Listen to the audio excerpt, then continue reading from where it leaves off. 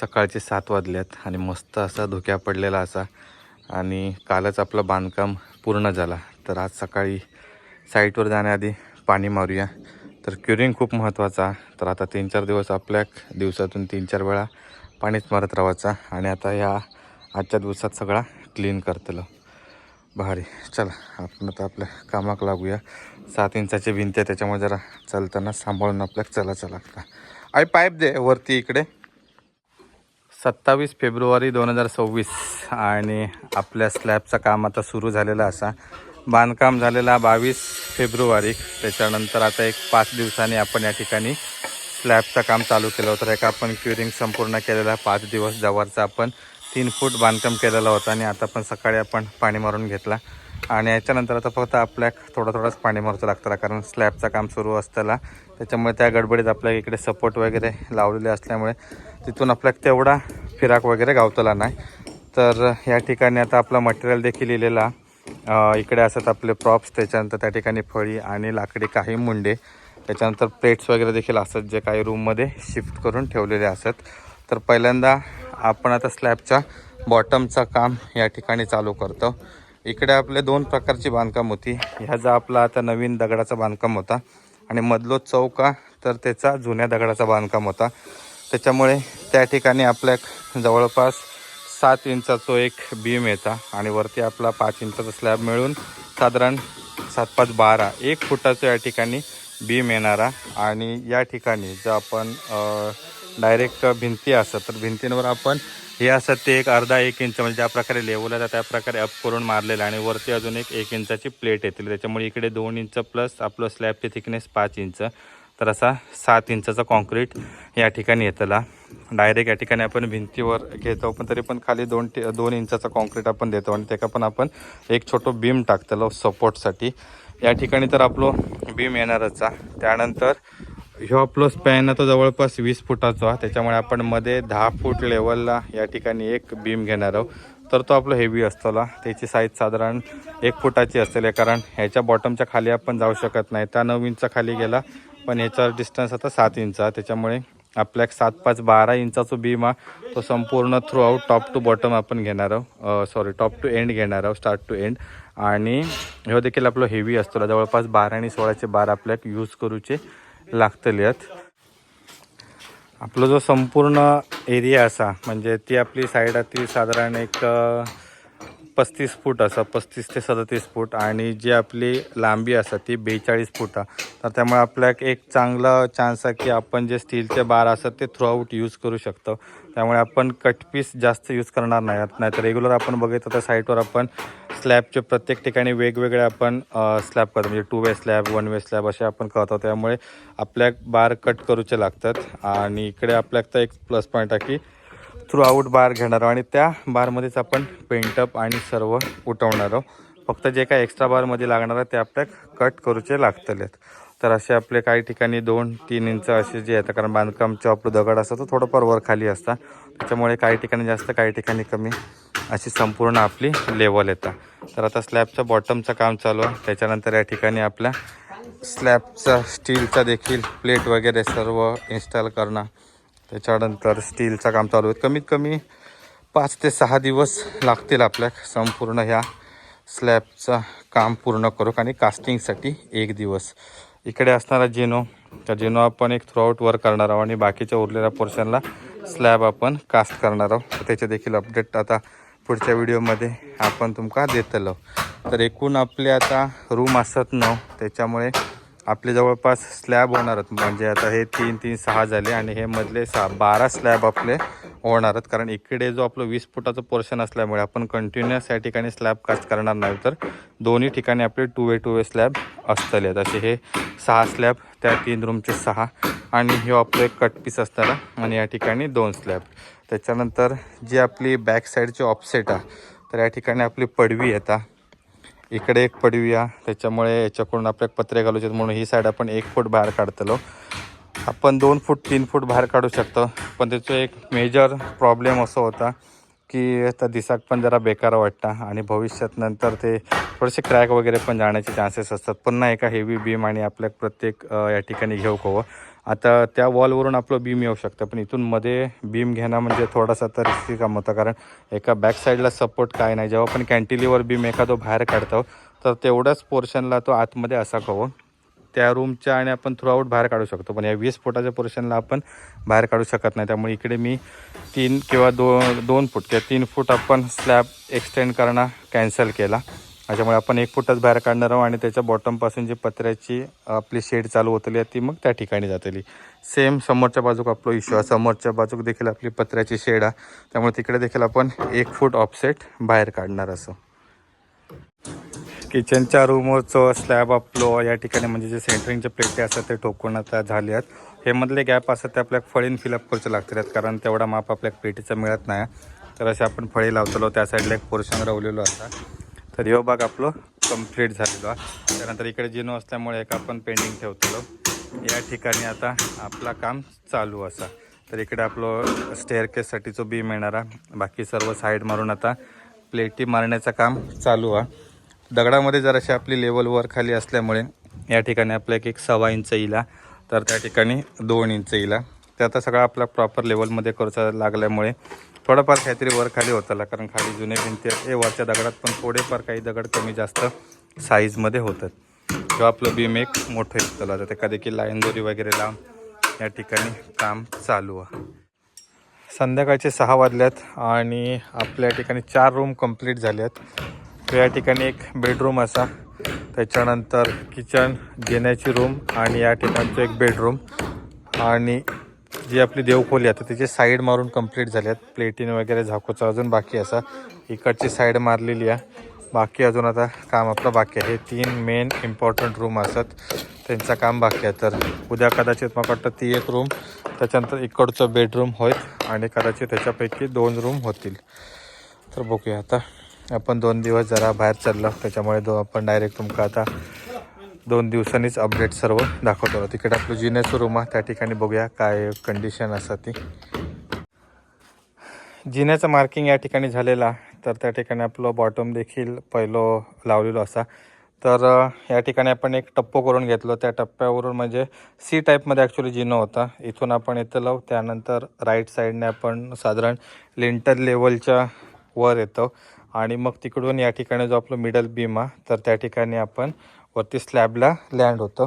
तर या जिन्यासाठीच आपण या ठिकाणी एक सेंटरला बरोबर बीम घेतलेलो असा आणि या ठिकाणाहून आपण इकडे थोडंसं कॅन्टिलीवर स्लॅब बाहेर काढतेलो जिन्याच्या एरिया एवढं, म्हणजे जेणेकरून आपले जास्तीत जास्त एरिया कवरअप करून मिळतं ना. तर जिना टोपीच्या वेळी आपलं बहुतेक एरिया पूर्ण वेस्टेज जाता.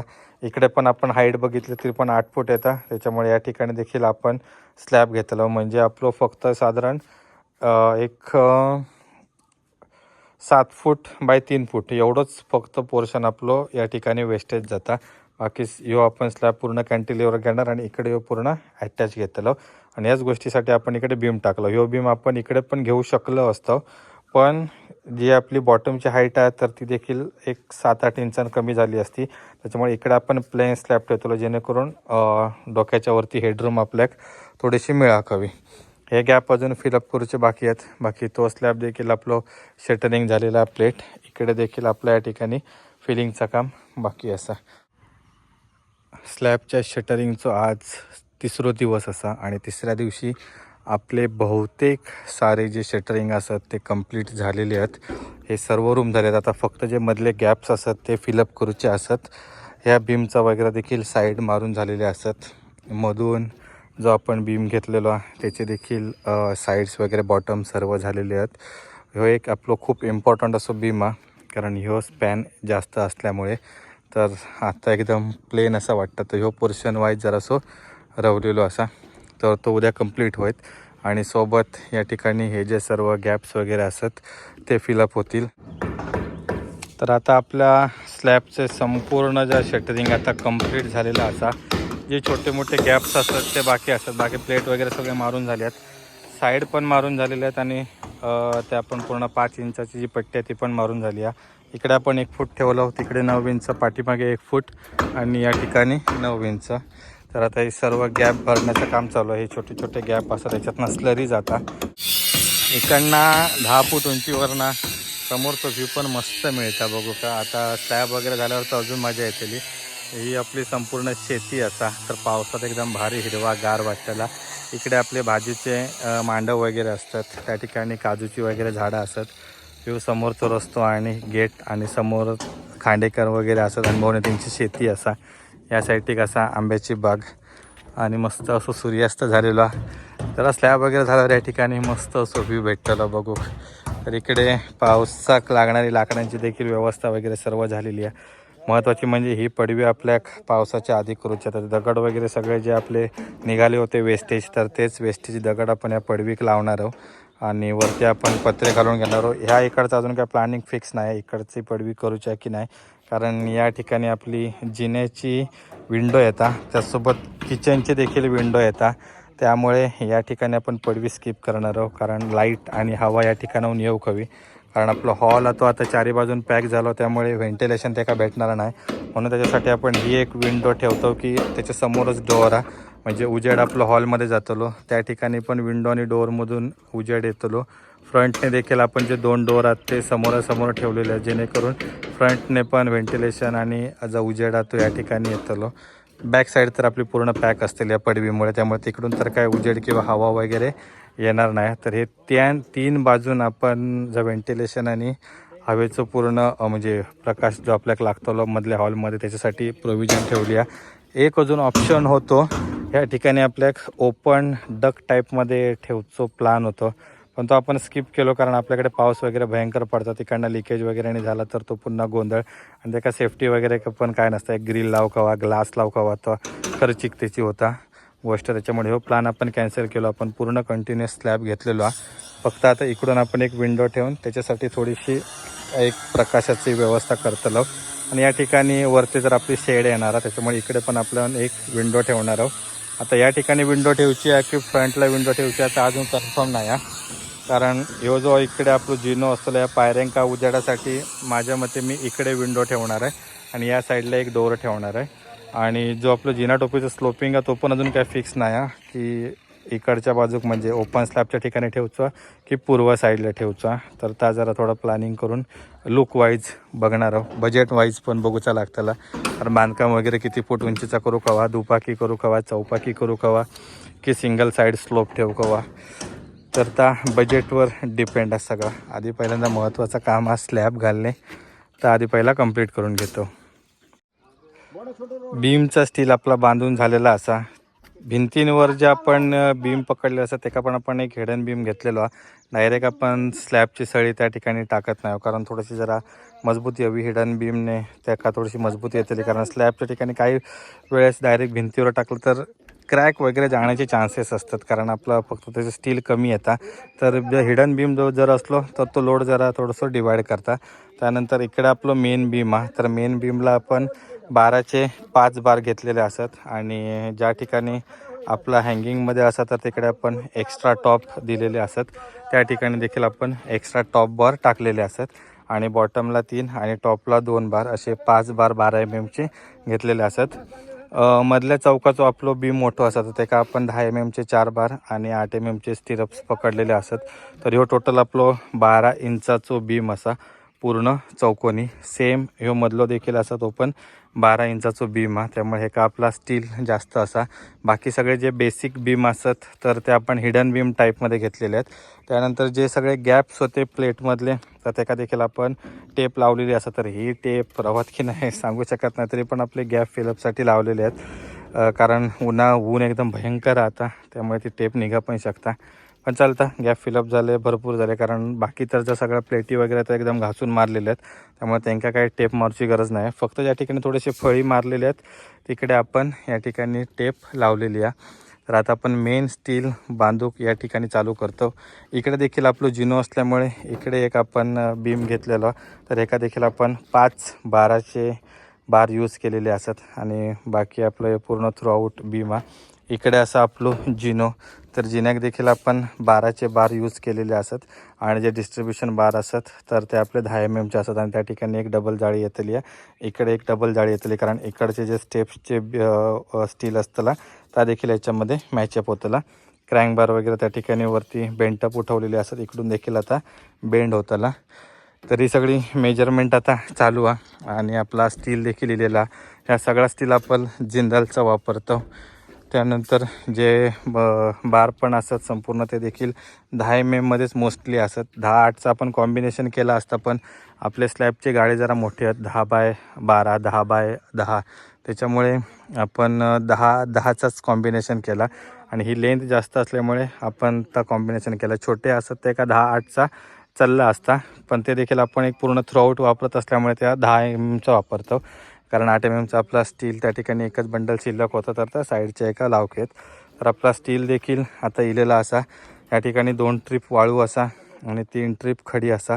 साधारण 9 ब्रास खडी, त्याच्यानंतर ही 6 ब्रास वाळू आणि त्या ठिकाणी देखील एक जवळपास 2.5 ते 2 ब्रास शिल्लक आहे, म्हणजे 8 ते 9 ब्रासच होतली. आणि या ठिकाणी जवळपास 150 बॅग सिमेंट अल्ट्राटेकचा आपण ऑर्डर करून ठेवला. तर आता 2 दिवसात या ठिकाणी स्लॅबचा आपला जा स्टील आता बांधून पूर्ण होईल आणि मग त्याच्यानंतर कास्टिंग. तर भयंकर ऊन लागतात सध्या, 40 डिग्री टेम्परेचर एकदम चालू आहे. त्याच्यामुळे उन्हाचा स्लॅब थोडे क्रॅक वगैरे जाण्याचे चान्सेस असत. बघूया जेवढ्या लवकर होईल उन्हाच्या आधी तेवढा घालू कवा, किंवा दुपारनंतर जरी केला तरी पण लेट होतला. कारण 1600 स्क्वेअर फीटचं स्लॅब आहे. बीम जास्त नाहीत, पण हे मधले बीमत तरी पण त्याका देखील तेवढा एक ॲव्हरेज सगळीकडे 4 इंचाचा बीमचाच होता. तर 1600 स्क्वेअर फीटला तसं म्हटलं तर एक 150 बॅग लागण्याचे चान्सेस आहेत. 150पेक्षा प्लसच लागतले, पण आपण पहिले 150 मागवलेले आहेत आणि बाकी काय असतील तर ते आधीच त्यांना बॅलन्स ठेवून सांगितलेले आहेत 20 ते 25 बॅग. तर बघूया आता आपला स्टील बांधून कधी पूर्ण होत. आता बीम तर सर्व झालेले आहेत. 10 मार्चला स्टील बांधूक सुरुवात केलेली आणि आज 12 मार्चला या ठिकाणी आपला स्टील बांधूचा काम कंप्लीट झालेला असा. आणि उद्या 13 मार्च आपलो असा स्लॅब. तर स्टील आपण कसा घेतला, आपले सगळे जे रूम असतात ते स्पेअरमध्ये आहेत. त्यामुळे आपण एक पहिलो जो संपूर्ण 3 रूमचं पॅच असा एका आपण 1 वे स्लॅब घेतलेला असा. आणि जे एंडचे बार असतात तर त्याका आपण बेंटअपवर क्रँक बार उठवलेले असतात. सर्व स्टील असं आता 10 mm मेन आणि 10 mm डिस्ट्रीब्युशनमध्ये असा. 6 इंचाचा स्पेसिंग आहे आणि ह्यो पहिलो पोर्शन हा आपलो 1 वे आहे. त्यानंतर ह्यो मिडलचो पोर्शन होतो, त्याच्यामध्ये आपण एक बीम प्रोव्हाइड केलेलो. त्याच्यामुळे ह्यो संपूर्ण साधारण 19x10 19x12 आणि 19x10 हे 3 पोर्शन आपण 2 वे केलेले असतात. तर ह्यांचे देखील आपल्या एंडला क्रँक बारवर उठलेले असतात आणि ह्या 2 एंडला देखील क्रँक बारवर उठलेले असतात. Spacing same. समोरच्या या ठिकाणी आपण 10 mmचे हेच बार एक्सटेंड केलेले आहेत आणि त्याका आपण 8 mmचे डिस्ट्रीब्युशन बार दिलेले असतात. कवर वगैरे लावण्याचं काम चालू असं आपला. मधलं पोर्शन पण सेम आपण 2 वेमध्ये घेतलेलो असा. थर्ड रूमचं पोर्शन देखील आपण 2 वेमध्ये घेतलेलं. ह्यो मिडल बीमला आपण 5x12चे घेतलेत आणि एक्स्ट्रा टॉप 2 टाकलेले आहेत ह्या कॉर्नरला आणि त्या कॉर्नरला. त्यानंतर लास्टचा जो आपलो रूम असा तर ह्याका आपण वेगवेगळा केला, कारण या ठिकाणी मध्ये आपलं जिना पोर्शन येत असल्यामुळे ह्यो एक 10x10चा रूम तो 2 वे केलो. तो एक 10x10चा एक 2 वे केलेलो असा आणि ह्यो मधला तो डबल जाळीमध्ये केलेलो आहे. कारण त्याका बीम एका आणि या बाजूचे बार इकडे आणलेले आहेत, इकडचे बार इकडे आणलेले आहेत, असा मिळून इकडे डबल जाळी आपण केलेली असा. साईडचा अजून थोडासा स्टील बांधूचा चालू आहे. जिन्याचे देखील आपले स्टील बांधून झालेलं आहे. जिन्याक आपण 12 mmचे बार यूज केलेले असत आणि या ठिकाणी टप्पे असत तर ते आपले 7x9चे टप्पे असत. तर त्या ठिकाणी आपण एक क्रॉस टप्पो घेतलेला, कारण वरची पायरी बसत नव्हती. त्याच्यामुळे आपण सी शेपमध्ये आपलं संपूर्ण या ठिकाणी जिनो इलेलं असं. इकडच्या पायऱ्या अजून मारू शकतो, इकडनं आपली पडदी येणारा आणि ह्यो आपण एक एक्झिट पॉईंट ठेवलेलो असं, म्हणजे इकडून वर येतो. तो आपला एक स्लॅब पॅक करूच होतो, पण हाईट त्या ठिकाणी मॅच होत नव्हती म्हणून तो आपण ओपनच ठेवलेलो असा. बाकी ह्या इकडनं जेवढा आपल्याला जमतं तेवढा आपण पुढे आणून 3 फुटाचं पोर्शन ओपन वरती येऊसाठी ठेवलेलं. तर इकडे ह्या पोर्शनला आपली जिना टोपी असणारा. तर आता लास्ट आपला रूमचा या ठिकाणी स्टील बांधूचं काम चालू आहे. बाकी सर्व स्टील बांधून झालेलं असा. आता फॅन हुक टाकूचे असत. ह्या ठिकाणी आपण कन्सिल्ड वायरिंग काही केलं नाही, कारण माका वैयक्तिक कन्सिल्ड वायरिंग आवडत नाही आणि या आमच्या वरती स्लॅबवर बांधकाम देखील काय नाही आहे. त्याच्यामुळे शक्यतो माझ्या वैयक्तिक मताप्रमाणे मी ओपन जे काय स्पेस असतं त्या ठिकाणी कन्सिल ठेवत नाही. मेंटेनन्सला पण त्या ठिकाणी नंतर प्रॉब्लेम येतात. त्याच्यामुळे ओपन स्लॅबमध्ये आपण फक्त आपला स्टील आणि कॉन्क्रीट एवढंच फक्त पोर्शन ठेवणार आहोत. बाकी कोणतेही पाईप्स वगैरे या ठिकाणी आपण ठेवणार नाही. जा काय आपला इलेक्ट्रिक असताना तर आपला ओपन पट्टीमध्येच असणार असा. तर आपला स्टील सर्व बांधून झालेला, जे आता काही ठिकाणी खाली साईड्स वगैरे मारूचा काम राहिलेला.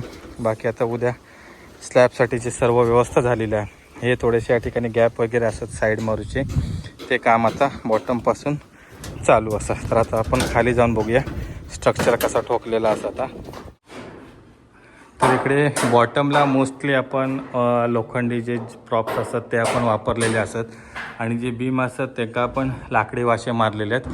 कारण स्लॅब आपण 10 ते 12 दिवसानंतर खोलतलो लगेच, आणि बीम तो एक 18 दिवस ते 20 दिवस आपण ठेवणार आहोत. त्याच्यासाठी आपण ह्यांका लाकडी टोंबे मारलेले आहेत वाशे, आणि स्लॅबसाठी आपण सर्व ठिकाणी लोखंडी प्रॉप्स यूज केलेले असतात सर्व ठिकाणी. त्याच्यानंतर जो आपला फ्लोअर देखील तो देखील संपूर्ण क्लीन करून घेतलेला, कारण स्लरी वगैरे या ठिकाणी पडली तर ती लगेच क्लीन करू घेऊ कधी. तर ते देखील सर्व आपला क्लिनिंगचं काम झालेला. एक्स्ट्रा सपोर्टसाठी वासे देखील आपण मध्ये मध्ये घेऊन ठेवलं हो, की कोणतं वासं जर समजा काय इश्यू वगैरे झालो तर या ठिकाणी वासे देखील एक्स्ट्रा ठेवलेले आहेत. ही वाळू असा ती वरती ज्यावेळी वाटे घालताना त्याच्यासाठी काढून ठेवलेली असा. बाकी तयारी तर सर्व झालेली आहे. उद्याच्या स्लॅबची लिक्विड वगैरे सिमेंट सर्व आपण खडी वाळू आणून ठेवलेली असा.